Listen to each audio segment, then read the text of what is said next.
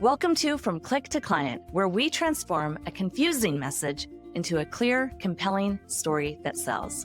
I'm your host, Chris Jones, StoryBrand marketing expert. I'm here to help you attract more dream clients with the power of story. Hello, hello, hello. I am Tracy Otsuka. Thank you so much for joining me. I am just delighted to introduce you to Chris Jones.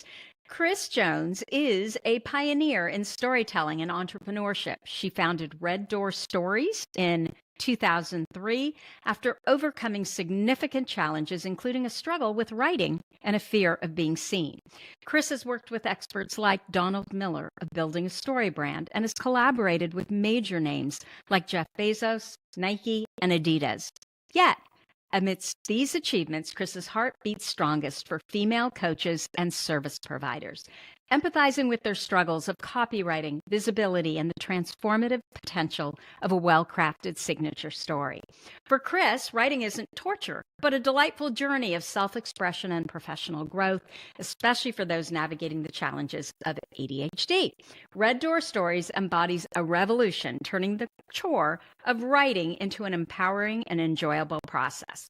We'll see about that, Chris. Welcome, Chris. Did I get all that right? You did it. You did it. Yep, that was perfect.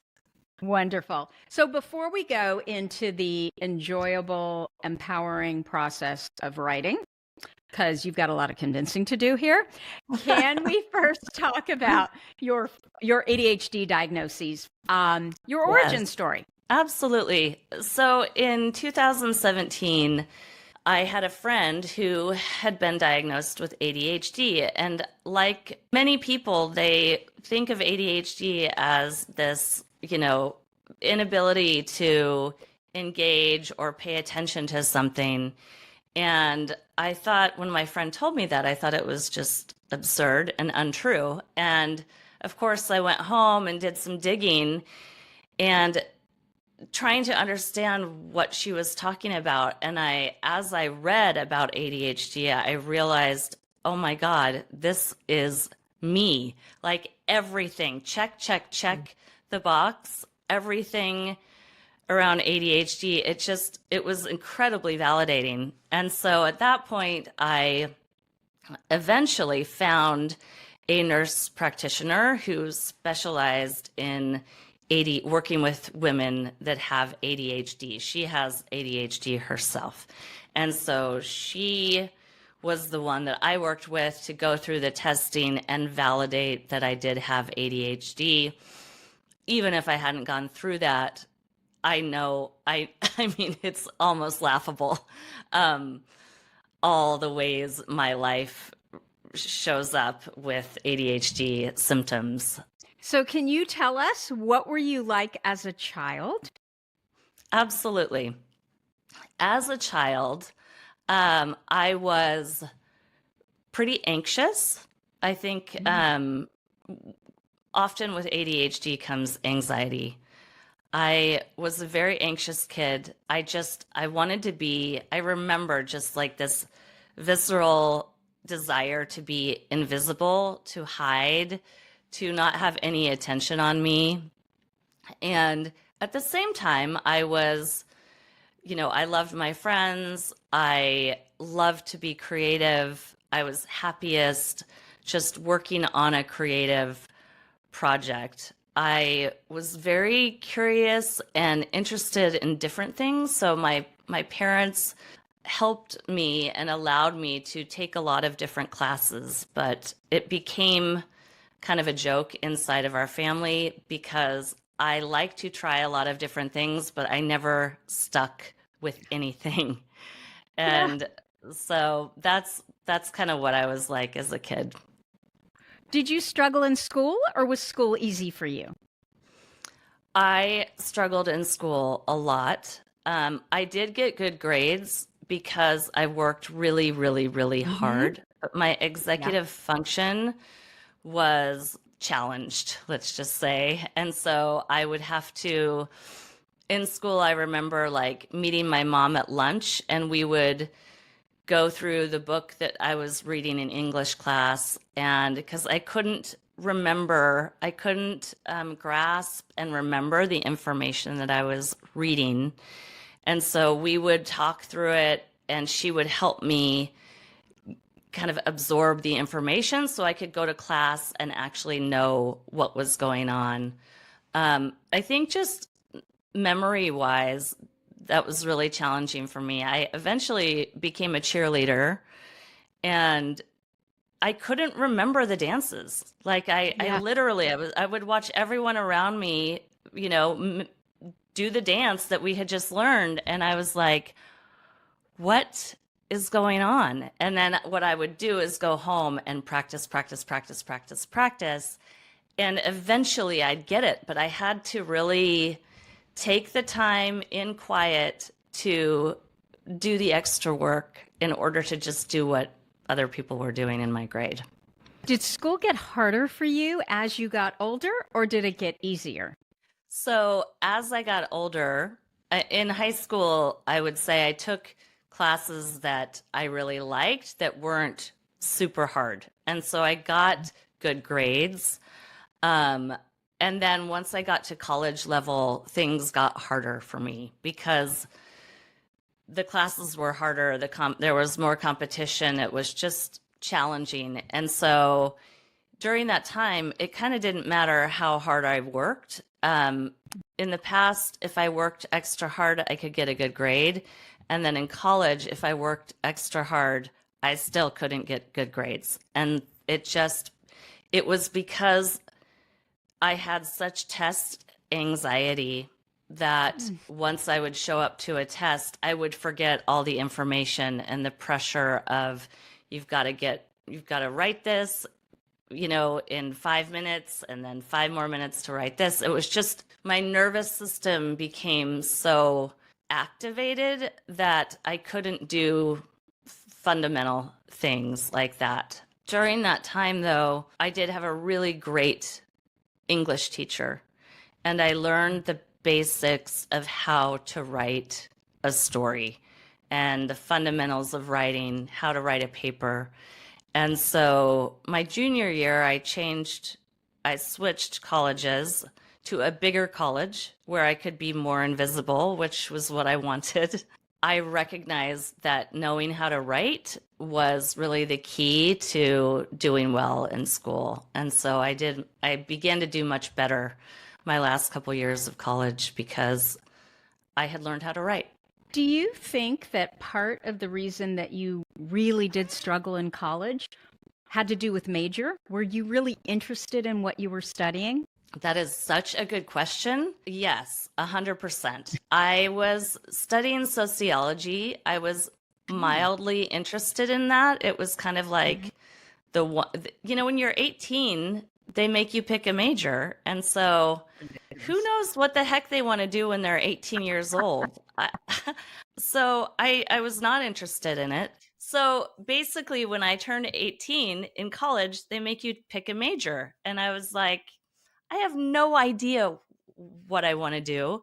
So I chose to major in sociology, which was mildly interesting, but not enough to really get into learning about it. And I struggled. I wasn't really interested in my major. And I think I just needed to mature, basically, to have life experiences, to learn about myself, what I'm good at, what I'm not good at, what I'm interested in. And so throughout college, I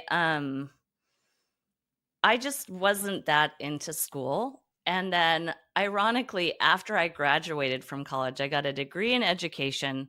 I knew I didn't want to be a teacher. And I decided to travel the world and just buy time before I had to figure out what I wanted to do for a career. And during that time, I got exposed to the industry of graphic design. And that was an immediate, like, whoa, this is what I've been doing as a child. This is what I've been, for fun. I'd be making trifold vacation brochures and just silly things that I thought were art projects, but they were actually technically kind of graphic design projects. And so when I got exposed to that after college, I decided to go back to school to community college. And that was the best college experience of my entire life because Mm. I was learning about something that I was truly interested in. And I wasn't learning about theory or reading big textbooks. I was learning from people who were real graphic designers in the industry. And so it felt very relevant. And I knew within about 3 minutes of the very first class I was in, I knew I am in the right place. This is my thing. And I never looked back. I just immersed myself in that. And I didn't have any interest for anything else until Mm. I kind of mastered this skill. And it took about a year or two of that to get a job and then kind of work my way up into what I do now. So um, it really is a testament to the power of like finding that thing that you're really authentically interested in. And Totally. once you do, anything is possible. But finding that thing is can be really hard. It can take a whole lifetime. It's really interesting that you say this, because what I always say is the ADHD brain is a brain of interest. And so when we can figure out what we're interested in, which is really that sweet spot, right? Of where our values, our strengths, our talents, skills, passion, and then purpose, because we tend to be mission driven people. When you can find that sweet spot of where all of that intersects, then everything happens so quickly for us. So you were floundering, trying to figure out what you wanted to do. And Mhm. once the light bulb went on, it happened so quickly. It did. It did. And to go from somebody who bounced around from hobby to hobby and taking, you know, horse riding classes and then knitting classes and then, and never sticking with anything. And then Uh-huh. at the age of 25, coming across design and marketing, and it's it's essentially the only thing that I've stuck with my whole life. Yeah. It's been 23 years now, and I am still every day as passionate about this work as I was at the beginning because I'm never solving the same problem twice. So it's Mm. like my brain has a perpetual bone to chew on, like you give a dog a bone. I think our brains need bones to chew on and problems to solve to keep us interested. And because every client that I work with is different and I'm constantly learning, it's just always fresh and new, no matter what. And so I never get bored of it. Yeah, it makes perfect sense. And Mhm. it was there from the time you were a kid. It was. We go Yeah, out there searching for what can it possibly be. We're constantly out there. Um, it's external when really the answers are all inside of us, and we've been doing it from the time we were little. that's But right. no one teaches us that, right? Yes. Yeah. So, Yeah. Or when you go to a liberal arts college, right, there's like 12 different things you can choose. And the ADH brain is so nuanced, that like general buckets of subject matter are often just really, really bland and really boring. And I think one of my biggest challenges and also my greatest gifts is that I get bored very easily. yeah. And when I'm bored, I am painfully bored. And Mhm. so I've got to keep things interesting and fresh. And thank God I found a career that did that. So I'm curious, once you figured out, oh my gosh, this is ADHD and my friend has it too, what changed for you?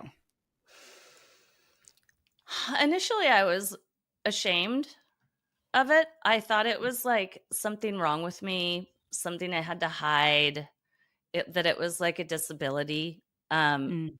And And so I struggled with it internally. I kept it very private. I didn't want to talk about it at all.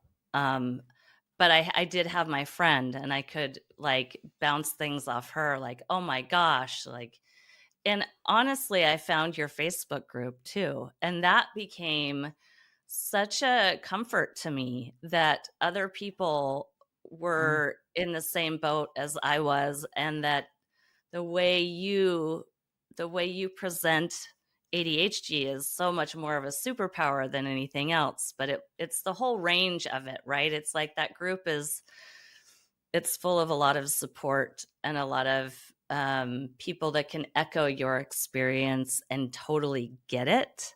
Hmm. And it's also full of wins and great things that people are doing, changing the world.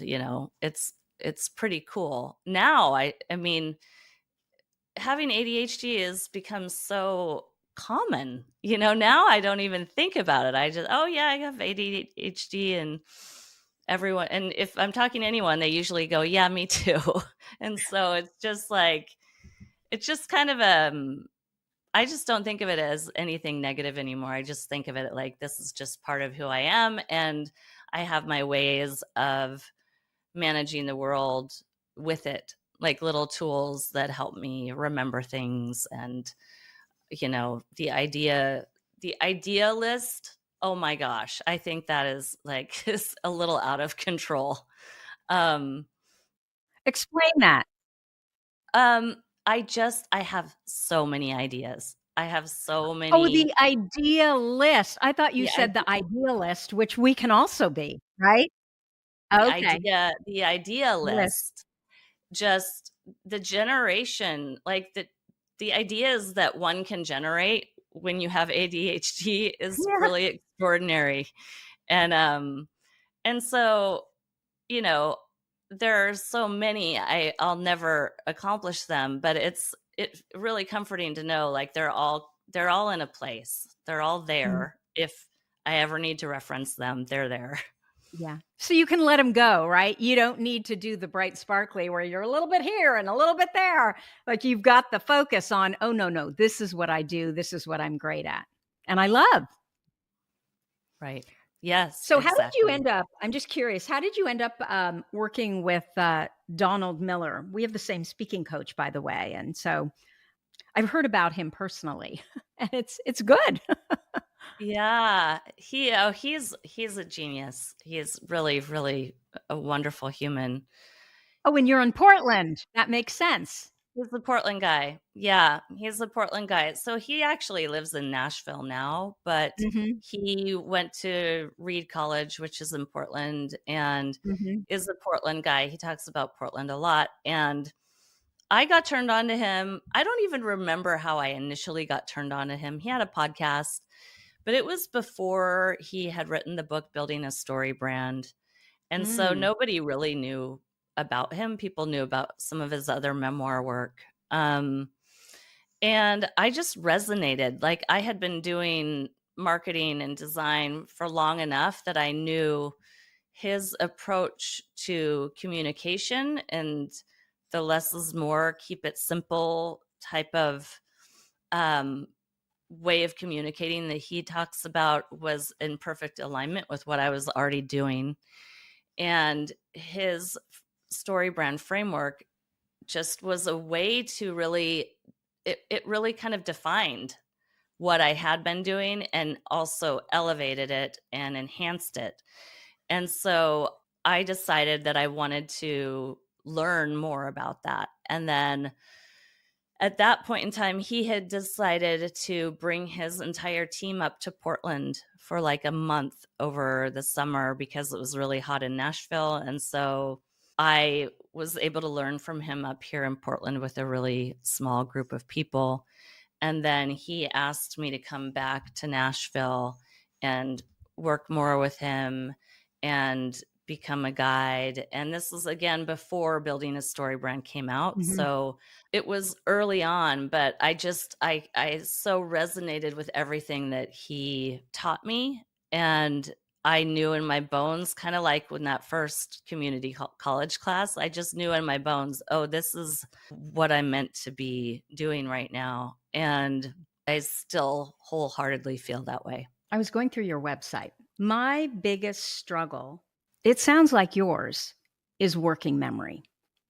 So when people tell me ADHD is a superpower, or do you believe ADHD is a superpower? I say no, but I believe there's certain strengths that we have that can become superpowers, because if I could have fantastic working memory and keep my ADHD, oh my God, the sky would literally be the limit. And Mhm. so I get that everything you do is around this idea, like your whole business has sort of been built for the ADHD brain who struggles with working memory.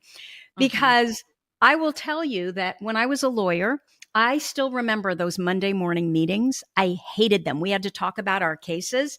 And Mhm. I just, it was so broad that I could never remember what to say. Or when people, you're at a cocktail party and they're like, so what do you do? Oh my gosh, just like nails on a chalkboard. I can't even. And, I'll say, oh, I help ADHD women fall in love with their brain. Well, what the hell does that mean? That doesn't encompass the book. That doesn't encompass the podcast. I'm not really an ADHD coach, right?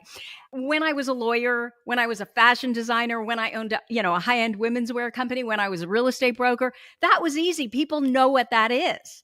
Right. Versus today, Mhm. and this is exactly the pain point that you address in how you work with your clients. So I still Yeah. haven't found an answer, but I've gotten better because I wrote the book, solidifying, okay, well, what is it? What is it exactly? But still, Mhm. I stumble when, what do you do? And, just the thought of having to present what do I do um, in groups of people. Like, I totally can get it if you give me enough time. But you make me do sound bites. Like when I think is it AM Northwest? Is that in Portland? Yes. Yep. Yeah. So I was on AM Northwest, I don't know, a month ago for my book. Mhm. And again, I don't know how to truncate anything. I want to make sure it's almost like I don't know what's important. So I have to give everything. And so when I am put in a situation where I'm limited to 7 minutes, like I could not even believe how quickly 7 minutes went by. And it ended. And I was like, I don't even think I told the main points. So I can completely, like, I am your customer, right? Right. So Yep. I'm going to shut up now. And I want you to talk to this issue that I think many of us with ADHD, most of us with ADHD struggle with. It's so true. Whether you're self-employed or you're employed, Mhm. you have to be able to talk about what you do or just what you're doing, like with your lawyer meetings. What are you working on now, right? And you have Mhm. to be able to talk about it. And that's why the framework is so liberating, because like when you were on Northwest, what you really needed to do is hone in on just the important things and filter out the clutter and the noise. And when we're so close to what we do, Mhm. it's really hard to do that. There's a thing called the curse of knowledge, which Mm, means you forget what it's like to not know what you know. So you kind of just absolutely. start talking and you think that they understand the lingo that you're sharing, and Yeah. they're like, their eyes are glazing over. They are not understanding it. Or you do the opposite of that, which is like the two-word answer: I'm a real estate agent. And Yeah. then everyone's like, okay, well, oh, look at the buffet table over there. Like it just doesn't Who open up cares? anything. Nobody, yeah, it's not interesting.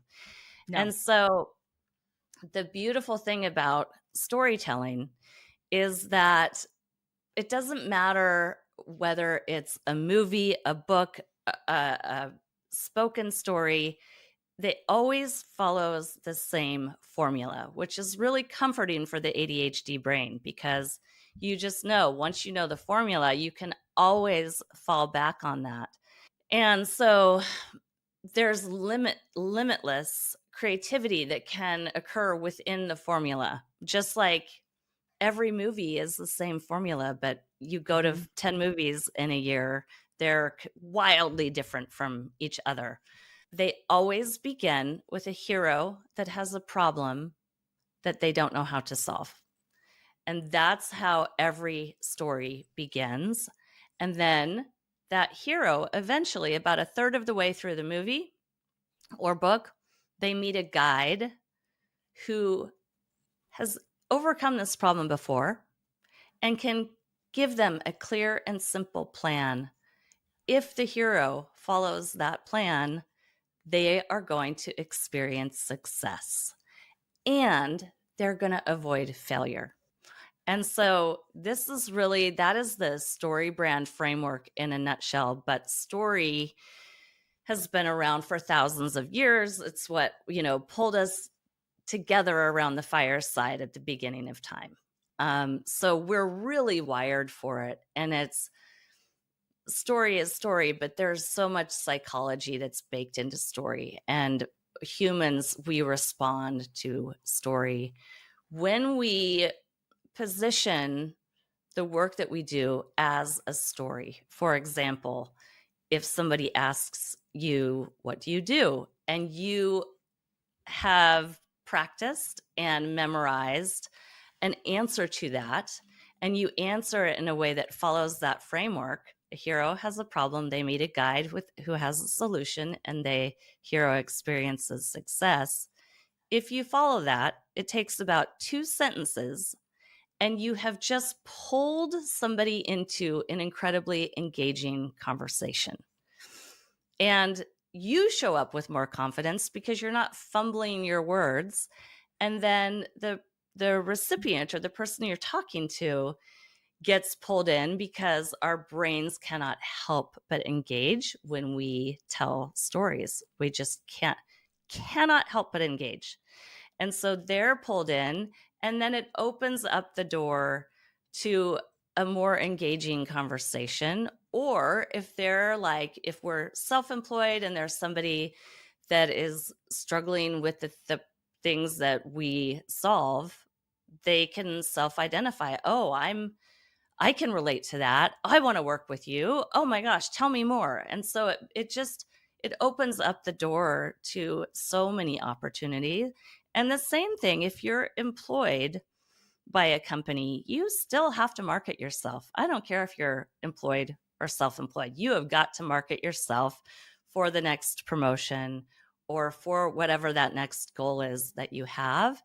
And the way you do that is to start to really understand and communicate what you do and be able to concisely share the problem that you solve in a way that really makes sense and is not overwhelming for people. My struggle around this question is, if I say, oh, I help ADHD women fall in love with their brains. Yeah, it actually does get, people are interested typically. Mm-hmm. But Mm-hmm. I personally feel it's not important enough, which means it's boring. And Mm-hmm. so what can I say so that it's not so boring? Because Yeah. they're like, oh, well, you're an ADHD coach. Well, actually, Right. I'm not. Like, it's just, Right. versus Right. being able to have one Right. phrase that it encapsulates everything Yep. without also sounding like a complete jerk, right? Well, I have, a best-selling book, and I, have a podcast with 6.5 million downloads. Do you know what I mean? Like, there's Yes. really this balance of, I don't want to sound boring because boring is just like, I can't even go there. But Yes. also, I don't want to sound like a total jerk, like I'm completely full of myself. Of course. And, when you get braggy, which I know you don't do that, but, answering that question doesn't mean you have to be braggy. What we don't want to do when we answer this question is kind of become the hero of our own story. We always want to lead with the hero who has a problem. That is not you. You are not the hero of the Mhm. story. You are the guide. You are Yoda. You are Mr. Miyagi. You are the guide. So you don't even enter into this story until a third of the way through it. I mean, it sounds like that's what I'm doing then. I help ADHD women fall in love with their brains. I'm doing that, Let's but it's not, still boring. nope, nope, you're not doing that yet. Um, but let's create it, because I think it'll be really helpful for us to create it together. And then if somebody wants to try it for themselves, they can follow the structure of it. Okay. So remember, every story begins with a hero who has a problem. When you get on the phone and you talk to the people that you're working with, or the people in your Facebook group, or whoever, all the ADHD women, what are they complaining about? They feel overwhelmed. A lot of times, I think the biggest problem is the shame, right? They're embarrassed that they have ADHD, so they're unwilling to tell anybody about it. They kind of feel like they're all over the place. They don't know that they're doing what they should be doing for them. Okay.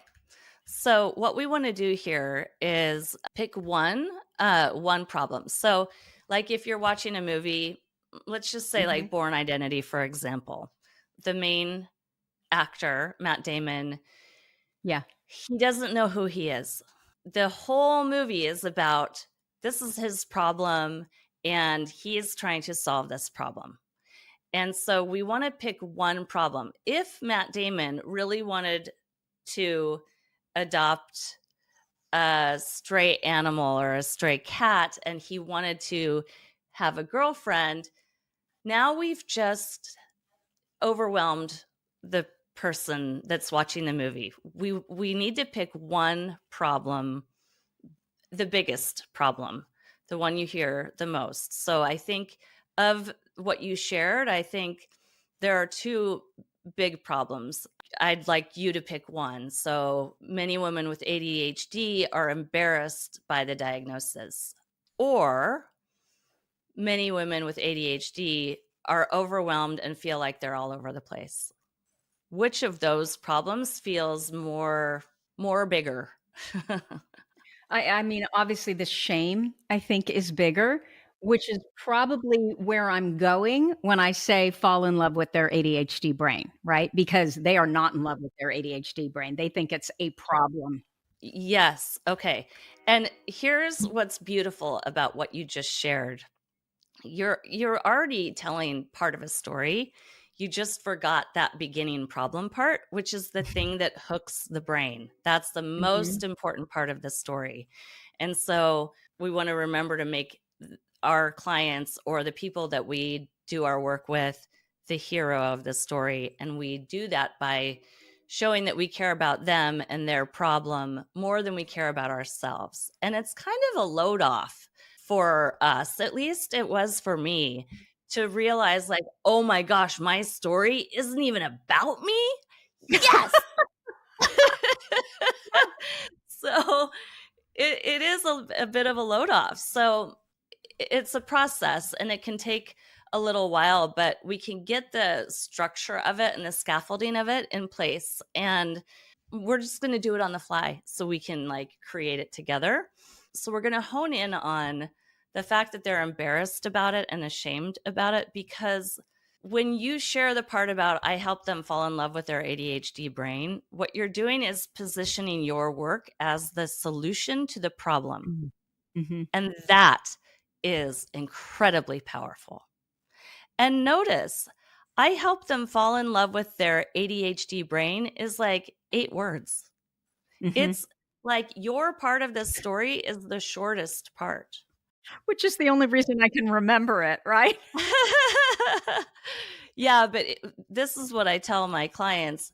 Once you've got this, what I want you to do is print it out and put it next to your computer. Because for brains like ours, we need it in front of ourselves. And then the people that know what to say when someone asks them, what do you do, when they have an answer, you think that they're thinking off the top of their head. They're not. They've memorized this. And so it's really important to say it out loud, walk around the house, practice it out loud. And until it's so effortless, it just comes off your tongue. Like the first time you said, I help them fall in love with their ADHD brain, it probably didn't feel as effortless as it does now. Mhm. because you said it many times. So let's go back to this structure. We've got every hero. Every story begins with a hero that has a problem. So many women with ADHD are embarrassed about it. And we want to keep this conversational because people can remember conversational much better than they can remember formal. So I want you to be able to say this at a coffee shop, at a cocktail party, or at a presentation. Many women with ADHD are embarrassed about it. Keep it a secret. Many women with ADHD feel shame about it Got or it. feel shame about their ADHD. Got it. Period. Shorter is always better. I help them fall in love with their ADHD brain. So now what we've done is we've introduced you as the guide that has a solution. We always want to position our service as the solution to the problem.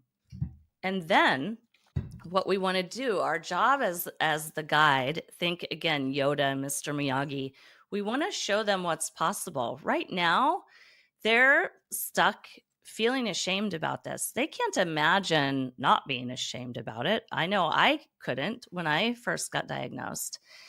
And so our job as the guide is to really point to that mountain peak and say, this is what's possible for you. I have a greater vision for you because I've been there, I've done that, and I know what's possible. Let me remind you and show you what's possible too. And so the tail end of what we're creating here today is your one-liner. And a lot of people call it a one-liner. Some people call it an elevator pitch. I like to call it a very, very short story because it Mm. in two sentences, it contains all the components of story. You start at the beginning of the story, you've got a middle to the story, and now we're going to tackle the end of the story, which is painting a picture of a brighter future for your hero. And what we want to brainstorm here is I help them fall in love with their ADHD brain so they can what? Like what's possible for them once they fall in love with their ADHD brain? Just brain dump, throw a few things out. I know what it is, so they can live to their full potential, What else? so that they can be happy, so that they can feel inspired, so that they can feel worthy, Oh, that's awesome. so that they can recognize how brilliant their brain really is. Oh, I love it. Okay. So when we think about the mountain peak, we're halfway up the mountain. We've just met the hero and we're telling them, oh, I'm your guide, and what I do will offer you this solution so you can experience success. And so we want to go big here. I kind of like to go big or go home. Like, let's not play small with what's possible for you. We want to think big. And so that's why when you shared live to your full potential, that's big, but like we can even go bigger. So let's just try this one on for size. I'm going to get chills on this one. So many women with ADHD feel shame about it. I help them fall in love with their ADHD brain so they can know their worth, recognize their brilliance, and live to their fullest potential. Now you're talking about who you work with, the problem you solve, and showing them all the success that can happen for them when they fall in love with their ADHD brain. I really like it. This is my first thought though is, you know, when people do the elevator pitch thing and it just sounds so elevator pitchy, you know, like it's not like it naturally came out of them. It's this thing they've memorized. Of course, I can never do that because I can't remember anything. How do you not make it come across like that?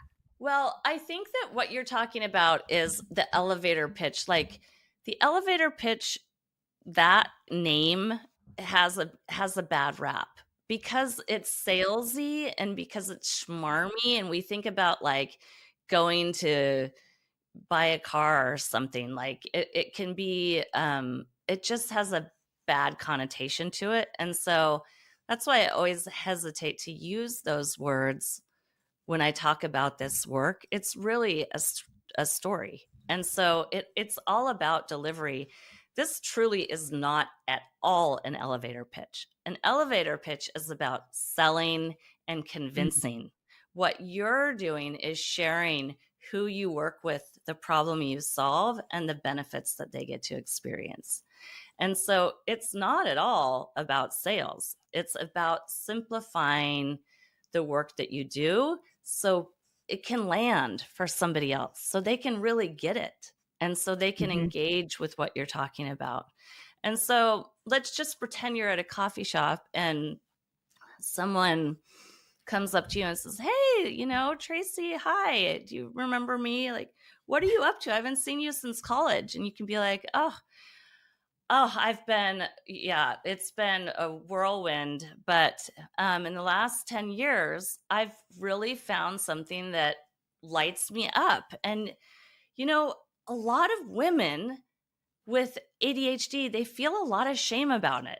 And I help them fall in love with their ADHD brains so they can really know their worth, so they can recognize how brilliant they are and that they can live to their fullest potential too. And that's the work that I'm doing now that really matters to me. That doesn't feel salesy to me at all. No. No, I think that's really good. And what I especially realize in all of this is I didn't have that first part. I wasn't making it about them. Ultimately, it kind of did though, because they'd always be like, oh, well, my wife has ADHD, or I know, or my daughter was just diagnosed. Many of them, well, the ones that would be interested right away would jump in because it seems to be a subject everybody wants to talk about. And then you can tell the people they think ADHD, it's like a religion or something. They just don't believe in ADHD. So there's like dead silence. I'm like, not my people. I'm not even going to try to convince you. Next. No, I think this is really good. Okay, so now I want you to tell us, how do you then use this framework? Because I know the other thing you do is you really help us, you give us a system to write within. And I've written a book and I still don't consider myself a good writer. I'm a fantastic editor, but I hate to write.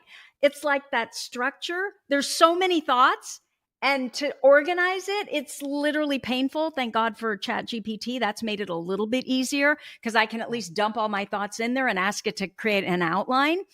Right. What advice do you have around that? Because it sounds like you had that struggle as well. I mean, you consider yourself a writer. You have a natural aptitude, no? I am a writer, but I have never officially, it took me many, many years to consider myself a writer because I've hated it my whole life. And I am ashamed to admit it that, like, in college, I would get my boyfriend to pretty much write my papers for me. I relate to that paralyzed feeling that happens when you have to write something and not only and you're procrastinating, number one. And then when you actually sit down to do it, it's just you write a few things and no, no, no. Oh, what? This is awful. No, I can't. And it's just, Yeah. it's the worst. And so that's why for me, the framework has been so powerful because it all comes down to, like with so many things, like, okay, what kind of baby step can I take? What's just that next first baby step that I can take? And when you're writing, if you always begin with a hero that has a problem. So I asked you, what do they tell you when you talk to them? What do they complain about? That's really what, in their words, what do they complain about? And when you're stuck writing something, that's always a great place to start. And that actually allows you to kind of get over that paralyzed hurdle. And we just created a very, very short story, right? It was 2 sentences long, but it had all the components of story. The framework works like an accordion. So we were just in the most condensed form of story with your one liner.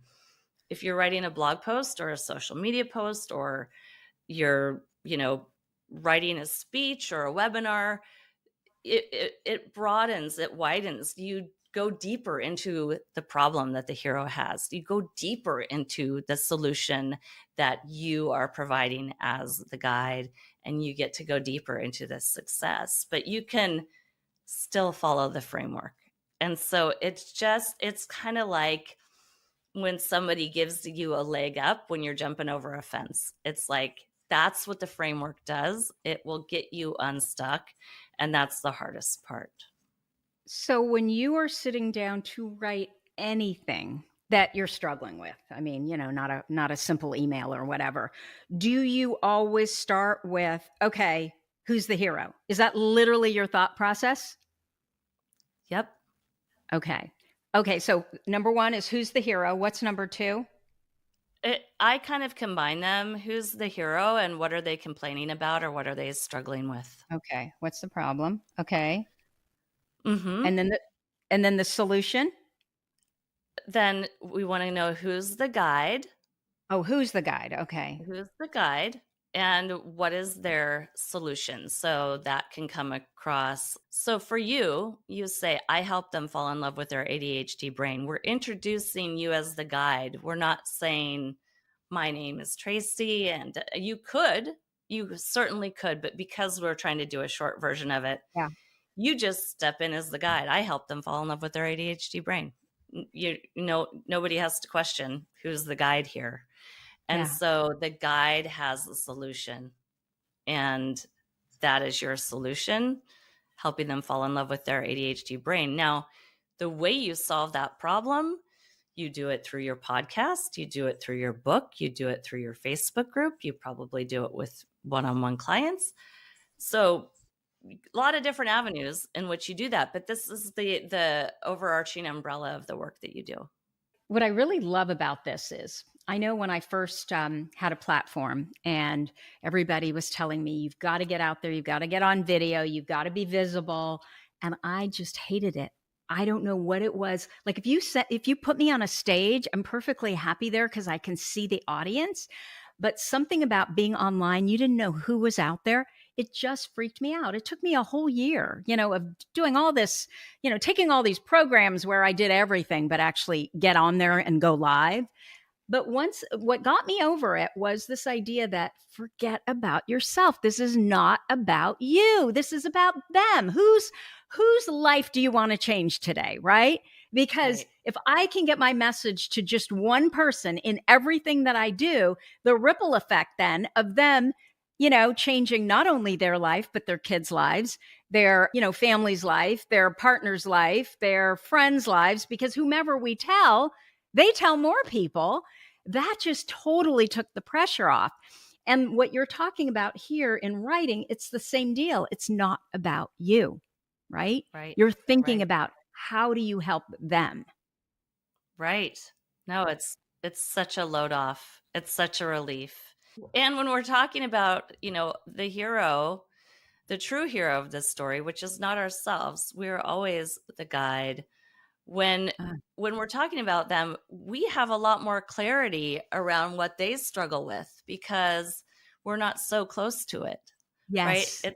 Yes. When it's you and yourself, we have that curse of knowledge again, or what I also call the bottle effect, which is we're really inside of a bottle trying to read the label that can only be read from the outside. And does that make sense? Yeah, that's a really good analogy.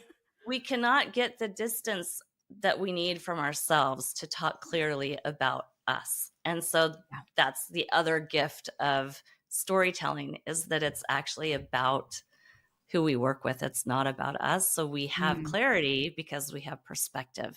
The other thing I saw that you wrote somewhere, I don't know if it was what you wrote to me directly or if it was also on your website that I could completely relate to, is that we struggle to write our own copy. We punt it to someone else who's a copywriter, and then we get back the work product and we're like, no. I mean, literally, I would use copywriters as like the first edit, and then I would go and I had a copywriter, poor Esther, who, she'd write these emails for me and I would literally come in there and just trash them. And I kept telling her, it's not you. It's not you. It's just, this isn't me, And I think especially with ADHD, we just have this need to be authentic. It's our voice. And so we can't just take anybody else's copy. So can you talk a little bit about that? Yeah, I mean, it's a real pickle when you are self-employed because, I don't think anyone really realizes when you become self-employed how much writing you actually have to do. Like you said, the emails and the websites and it's all writing. And so when you reach a point where you're like, I'm done. Like I'm making enough money now. I can invest in a copywriter and take this off my plate. And then exactly what you said, you get the copy back and it just doesn't feel aligned with your voice. It's like Yeah. off, right? And you Yeah. can't move forward with it because it's not aligned. And Right. so the reality is you can't outsource your own voice. You can't. But, Mm, and I've been in the industry now 23 years. So I've been through that on both sides of the coin. And that's why I developed my my method of doing things, because collaboration is the key. And every client that I have struggles with that feeling of being paralyzed and not being able to do it themselves. And yet they also struggle with not being able to hire it out. So it's like, okay, well, what do you do?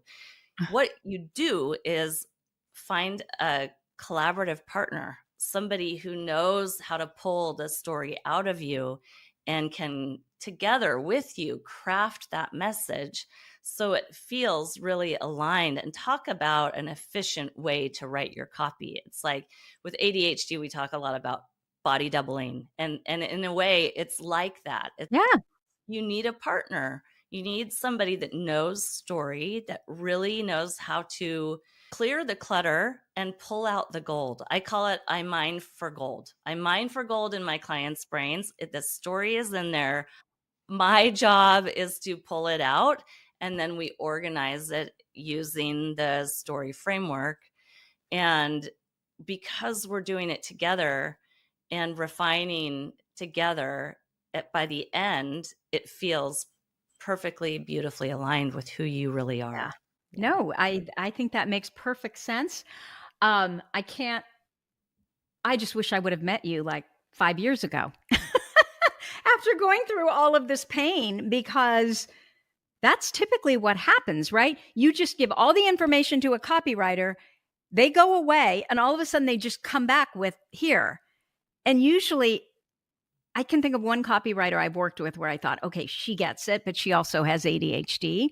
But in general, even if they have ADHD, they're not you, right? It's hard. You can't outsource your own voice. And even if you find someone who's great, there's this very time consuming process of back and forth revisions, tweaks, revisions, back and forth. And then ultimately, you kind of end up putting in so much time into it by the time it gets to the finished product that you might as well have just written it yourself. Well, and then the other part of that, what you just said is so true. I feel like I'm cheating, which is ridiculous, but literally that's how I feel, because again, it's my voice and we are just so, all about originality and authenticity, and that, like, being who we really are, which I Yeah, think makes it even worse, especially since we know that most of us, either are entrepreneurs or want to be entrepreneurs. right, So right.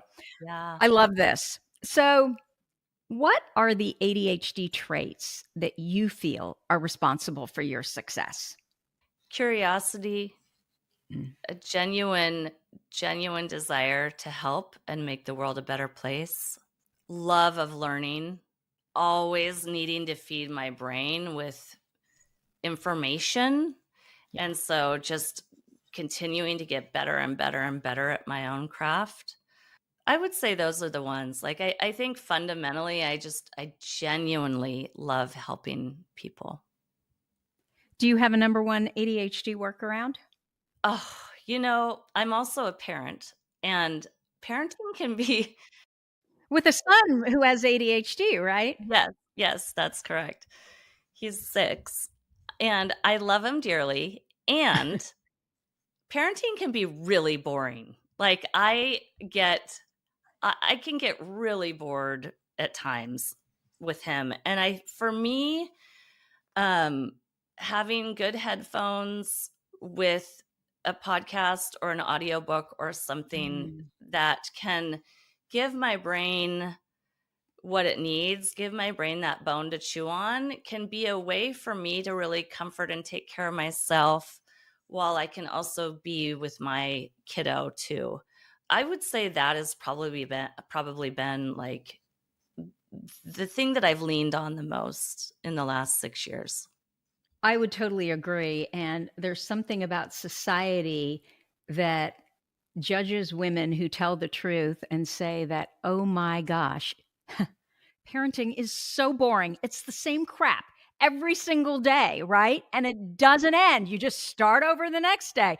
And it's not that we don't absolutely love our kids, but for me, there just had to be something more than that. I had to be able to be learning about something. So I get it. I totally get it. And I love having someone in your ears and you're learning something and it spikes our dopamine. It totally does. And you know what? I've never actually shared that out loud, but thank you for like number one asking the question, but also saying that you get that because it is, it's nothing that I've ever shared before. So maybe it's not all that uncommon. What I always said, even when the kids were really little, is I am not a sandbox mom. You are not going to catch me in the sandbox with the sand, creating sandcastles or whatever. I would be there and doing the other stuff, right? But if my kids ever need anything, if they need to talk about anything, if they need to process anything, that's when I'm right there in the sandbox. But the actual playing, I'm like, you've got your friends, go play with your friends, So I totally get it. So, Chris, are you working on something that you want to tell us about? Everything pretty much about me you can find on my website. So you can go to reddoordesigns.com. That's REDDOOR designs, DESIGNS.com. All my goodies are there. You can learn about how I work with my clients. And I do have a freebie that will walk you through exactly what we did today. So if you want to kind of dip your toe in and apply storytelling to the work that you're doing, there's a free way to do that right there on my website. Is that on the homepage? That's on the homepage. Yes. Okay. And Yep. and it's what is it called? It's called actually, you guys will like this. It's called How to Write Compelling Copy in 5 Minutes Flat. So it's a Oh. 5-minute video and a worksheet walking you through exactly what we did for you today. And you can do it on your own time. It won't take you more than 5 or 10 minutes. And it's a great way to kind of begin to think about your communication in a different way, about the hero and about you as the guide. I love it. Chris, thank you so much for spending time with us here today. Thank you for having me. It was so fun. Yeah, totally my pleasure. Is your website turning away potential clients? I can help you turn that around. Book a money-making messaging call with me today, and we'll transform your story into your most powerful sales tool. That's all for this episode of From Click to Client. Don't forget to subscribe and follow. I'm Chris Jones, and I'll see you next time.